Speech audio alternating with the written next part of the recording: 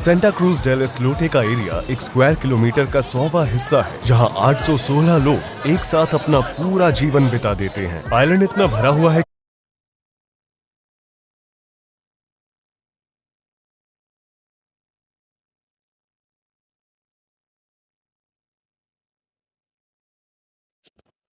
कि एक इंसान अपना रोजाना का व्यायाम कुत्ते के मल के पास कर रहा है और यहाँ की उलझन भरी जिंदगी नए समाधान लेकर आती है। जब से हम इस आइलैंड पर पहुंचे हैं तब से हमें हर जगह लोग दिखाई दे रहे हैं, फिर चाहे हम कहीं भी क्यों ना घूमें, लोग हर कोने से आ और जा रहे हैं। भीड़ से भरी इन सड़कों पर अकेले रहना नामुमकिन है। यहाँ बने हर एक घर के छोटे छोटे कमरों में दर्जनों लोग एक साथ रहते हैं। इस कमरे में कितने लोग रहते हैं? करीब 10। यह एक औसत घर का औसत कमरा है। आप चौंक जाएंगे जब आप देखेंगे कि दूसरे लोग कैसे रहते हैं। लेकिन इन घरों से भी बड़ी एक समस्या है जो यहाँ की जिंदगी को बेहद खराब बना देती है। धरती पर बने सबसे ज्यादा आबादी वाले आइलैंड में आपका स्वागत है। कोलंबिया के मेनलैंड से बस 2 घंटे की बोट राइड की दूरी पर बने हुए इस आइलैंड की साइज एक फुटबॉल फील्ड से बस थोड़ी ही बड़ी है और यहाँ के पर स्क्वायर किलोमीटर में 68,000 लोग रहते हैं। यहाँ तक कि दुनिया के सबसे ज्यादा आबादी वाले शहरों में से एक हांगकांग में ये रेट 6,749 है। यहाँ सिर्फ 4 सड़कें हैं और यह जगह पूरी तरह से कंक्रीट से बनी हुई है। यहाँ किसी के पास कोई कार या मोटरसाइकिल नहीं है। आइलैंड पर कदम रखते ही हमें यहाँ की डेंसिटी का एहसास होता है। लोगों की आवाज, मुर्गे, लहरें और गाने सभी एक साथ मिक्स हो गए हैं। यहाँ के घर इस आइलैंड की कहानी बयां करते हैं। आइए घर के अंदर चलते हैं। क्या हम आपके घर को अंदर से देख सकते हैं? हाँ बिल्कुल, देखिए मेरे पास कुछ खास नहीं है। यहाँ अंदर थोड़ा अंधेरा है। हमारे पास यहाँ बिजली नहीं है। आप देख सकते हैं कि हॉल में कुछ लॉन्ड्री का काम हो रहा है। वे इस खुली जगह में कपड़े सूखने के लिए छोड़ देते हैं। चलो इस कमरे से शुरू करते हैं। गृहस्वामी का कहना है कि इन 3 बिस्तरों को 10 लोग एक साथ साझा करते हैं। ये मेरा कमरा है। उस बिस्तर पर कितने लोग सोते हैं? 3। इस कमरे के बारे में क्या? वो हमें इस कमरे में जाने नहीं दे रही है क्योंकि ये बहुत अस्त व्यस्त है। वे यहाँ सोया करते थे। क्योंकि गर्मी बहुत है इसलिए हम गद्दों को बाहर लिविंग रूम में रख देते हैं क्योंकि यहाँ लाइट भी नहीं है। इस कमरे में 7 बच्चे अकेले रहते हैं और वे इसके हर एक जगह का इस्तेमाल कर रहे हैं, यहाँ तक कि दीवारों का भी। उनके जूते और कपड़े हर जगह फैले हुए हैं क्योंकि उनके पास कोई अलमारी नहीं है। पानी की कमी होने की वजह से किचन बिल्कुल भी साफ नहीं है। लोग यहाँ पानी का इस्तेमाल सिर्फ पीने के लिए ही करते हैं। बाकी सभी वजहों को नजरअंदाज कर दिया जाता है। लगभग हर समय सड़कों पर आप कपड़े लटकते या बस इधर उधर पड़े देख सकते हैं। कुछ नए काम पर हैं। घरों से बाहर गिरती कुर्सियाँ, बच्चे लगातार ऊपर और नीचे दौड़ते हुए। लगभग 220 परिवार गैर कानूनी ढंग से बने मकानों में रहते हैं। यहाँ किसी भी अधिकारी या अफसर से इजाजत नहीं ली जाती और यहाँ कोई भी ऑफिशियली जमीन का मालिक नहीं है। हर कोई जहाँ चाहे वहाँ अपना घर बना सकता है। जब उन्हें कोई जगह नहीं मिलती तो वे पहले से बनी हुई बिल्डिंग्स के ऊपर अपना घर बना लेते हैं। बिल्डिंग्स आपस में इतनी ज्यादा जुड़ी हुई हैं कि कभी कभी उन्हें दूसरी तरफ जाने के लिए एक दूसरे के घरों से होकर गुजरना पड़ता है। जैसे जैसे हम आइलैंड वासियों को और ज्यादा जानेंगे, हम एक बहुत ही अलग वजह के बारे में जानेंगे कि क्यों उनका भविष्य और भी बदतर होने वाला है। आबादी की डेंसिटी सभी लॉजिक को झुठला देती है। हम हर जगह डिशेज और बचा हुआ खाना देख सकते हैं और ये डॉग चम्मच पर बने हुए टुकड़ों को खाने की कोशिश कर रहा है। कुछ लोग मछली पकड़ रहे हैं, कुछ सड़क के किनारों पर खाना बेच रहे हैं और कुछ कंस्ट्रक्शन का काम कर रहे हैं। कुछ लोग अमीर बनने का सपना लेकर आइलैंड पर लाई गई लॉटरी मशीन से अपनी किस्मत आजमा रहे हैं। इन सभी के साथ आज किसी के जन्मदिन का जश्न मनाया जा रहा है और पार्टी की आवाज हर जगह सुनी जा सकती है। लोग अपनी छोटी सी जगह में आराम के लिए प्रयास कर रहे हैं। क्या यह आपका अपना घर है या आप किराए पर रहती हैं? मेरा अपना घर है। यहाँ लगभग औसत किराया कितना है? यहाँ कुछ लोग ऐसे हैं जो किराया देते हैं क्योंकि वो लोग यहाँ के नहीं हैं। वे 50 से $75 का भुगतान करते हैं। हालांकि आमतौर पर वे जिस एकमात्र यूटिलिटी के लिए भुगतान करते हैं वे बिजली है। इस घर में काफी सारे लोग रहते हैं। उन्होंने अपने शादीशुदा बच्चों को दूसरा फ्लोर दिया है ताकि वे वहाँ रह सके। आपको यह बेहतर ढंग से समझाने के लिए कि आइलैंड वाकई में कितना छोटा है, मैं इस आइलैंड के एक छोर पर आया हूँ और अब मैं दूसरे छोर की तरफ चलूंगा। ऐसा करते समय मैं एक टाइमर भी लगाऊंगा। देखते हैं हमें इसमें कितने मिनट लगते हैं।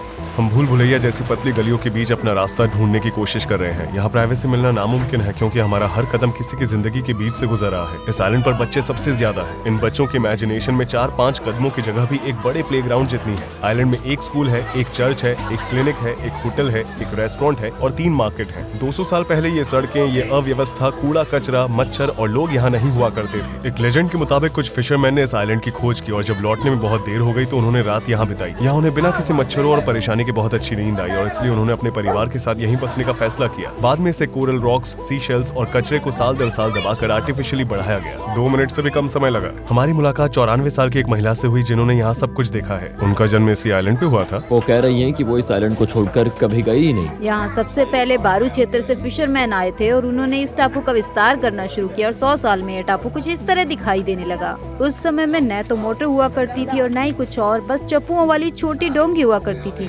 जब मेरा जन्म हुआ तो केवल यह और कुछ ही घर हुआ करते थे, बाकी यहाँ और कुछ भी नहीं था। हम बहुत ही खुशकिस्मत है कि हम दुनिया के दूसरे सबसे बड़े कोरल रीफ पर खड़े हैं। खुले समुद्र में जो लहरें 20 से लेकर 30 मीटर तक ऊपर उठती हैं, वहीं हमारे किनारे तक आते आते 25-30 सेंटीमीटर तक रह जाती हैं। जैसा कि आप देख सकते हैं, आइलैंड चारों ओर 5 या 6 मील तक प्योर कोरल से घिरा हुआ है। हम लोग सुरक्षित हैं। स्वागत। यहाँ कितने लोग रहते हैं? यहाँ 2 परिवार रहते हैं। हर परिवार में 6 लोग हैं। कुल मिलाकर यहाँ 12 लोग रहते हैं। किचन कहाँ है? किचन यहाँ स्टोव रखा हुआ है, कोई समस्या नहीं है। हम प्रोपेन गैस के जरिए खाना बनाते हैं। जितनी जरूरत है उतना न्यूट्रिशन न मिलने पर एक साइज पर पहुंचने के बाद डॉग्स बढ़ना बंद कर देते हैं।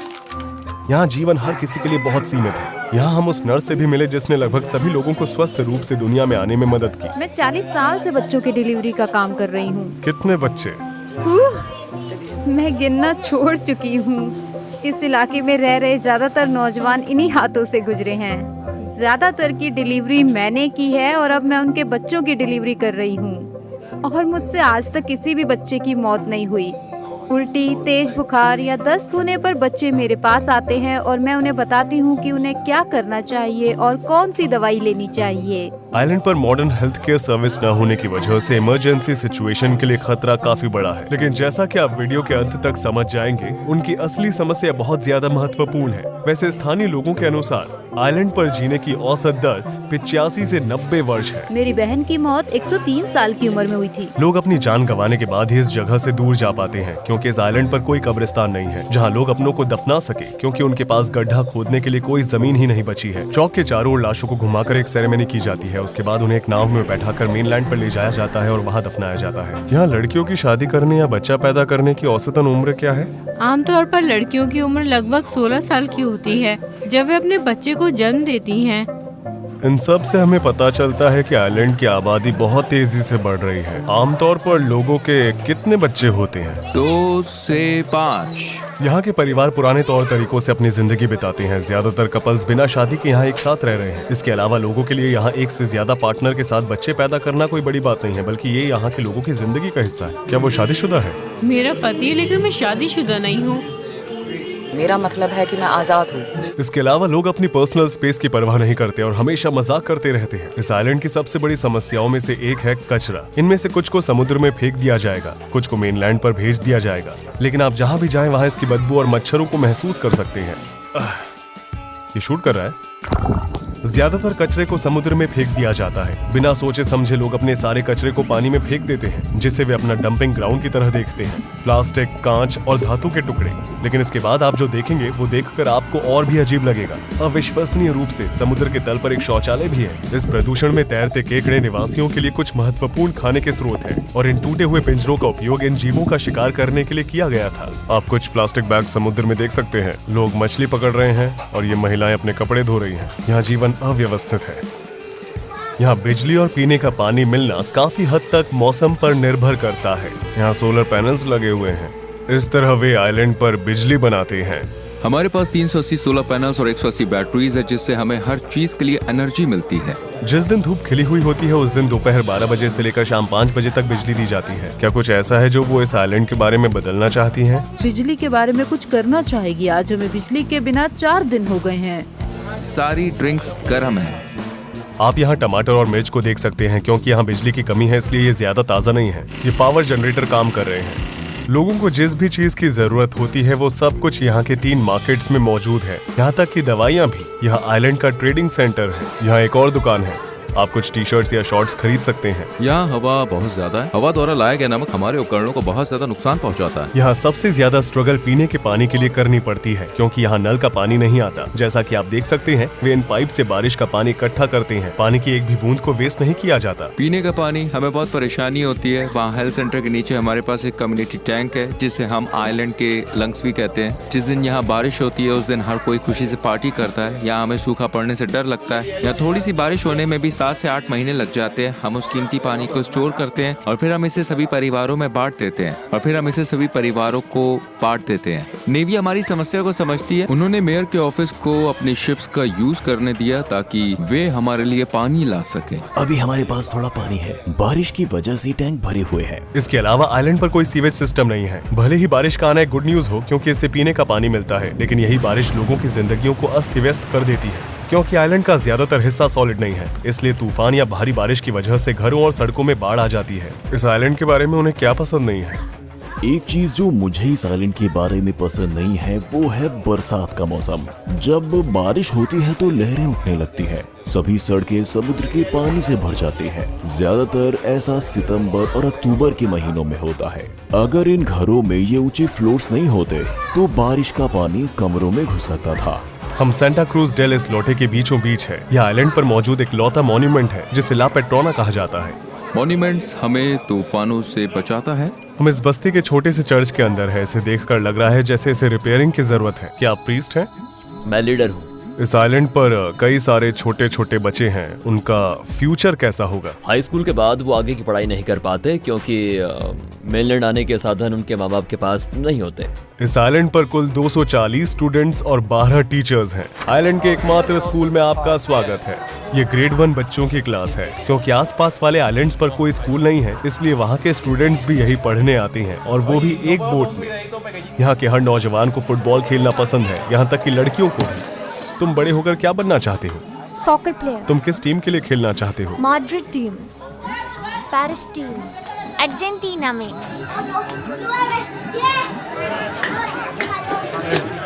यहाँ के लोग टूरिज्म के जरिए अपना गुजारा कर रहे हैं। नेशनल पार्क के रूप में क्वालिफाइड होने की वजह से ये आइलैंड एंट्रेंस फीस के लिए $2.5 चार्ज करता है। हर रोज इन सैकड़ों टूरिस्ट के आने की वजह से सड़कों पर बहुत ज्यादा भीड़ देखने को मिलती है।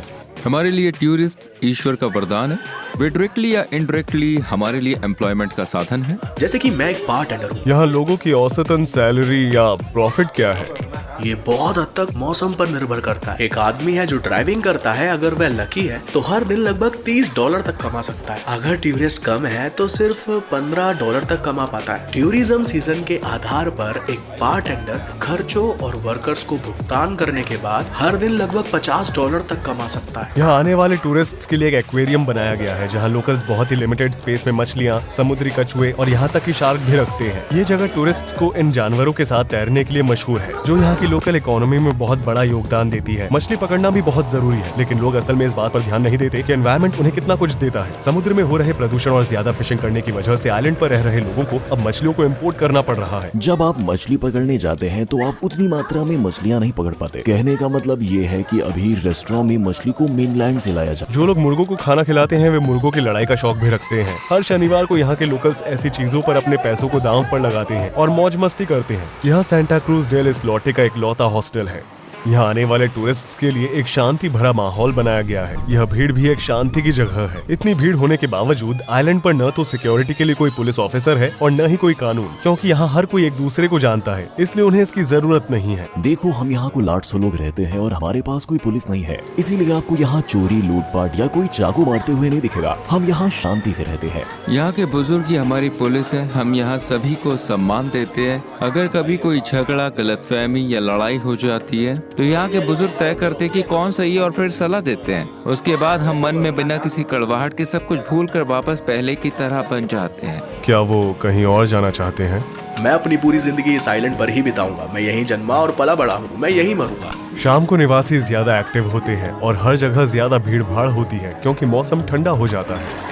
सूरज ढल जाने के बाद आइलैंड पर पूरी तरह से अंधेरा हो जाता है क्योंकि यहाँ रात में बिजली नहीं होती। लोग रात को रोशनी के लिए मोमबत्तियों या अपने मोबाइल फोन की फ्लैशलाइट का इस्तेमाल करते हैं, जिन्हें रात को रोशनी के लिए कुछ घंटों के लिए चार्ज किया जाता है। हर कोई अपने घर के दरवाजे से बाहर चला जाता है क्योंकि उनके घर बहुत छोटे होते हैं और वहाँ अंधेरा होता है। इसके अलावा घरों के अंदर करने के लिए कुछ भी नहीं होता, लेकिन अंधेरा भी आइलैंड की जीवन भावना को रोक नहीं सकता। यहाँ एक छोटा सा पब भी है जहाँ सब लोग जाते हैं। ज्यादातर लोकल्स रात के दौरान बहुत ड्रिंक करते हैं। हमें यहाँ हर समय लैटिन म्यूजिक सुनाई दे रहा है। लोग एक साथ गाना गा रहे हैं और साथ रह रहे हैं। उनमें से कुछ डोमिनो खेल रहे हैं जो कि यहाँ की बहुत मशहूर गेम है, और बर्थडे पार्टी अभी तक चल रही है। इस इवेंट के कूड़े का ढेर पहले से ही यहाँ लग चुका है। बाकी दुनिया से अलग थलग रहने वाले इनमें से ज्यादातर लोगों ने अपनी पूरी जिंदगी में कभी भी इन सीमाओं को पार नहीं किया है। उन्हें अपनी छोटी सी दुनिया छोड़ने या हर जाते हुए दिन के साथ अपने जीने के स्टैंडर्ड को सुधारने की कोशिश करने की कोई इच्छा नहीं है। आइलैंड की कम्युनिटी का अपनी जमीन से गहरा लगाव है और वे खुशियों को बांटने में और पॉजिटिव वैल्यूज में विश्वास रखते हैं। सेंटा क्रूज डेल इस्लॉटे की सबसे बड़ी समस्या है साफ पानी की कमी और कचरे की सफाई।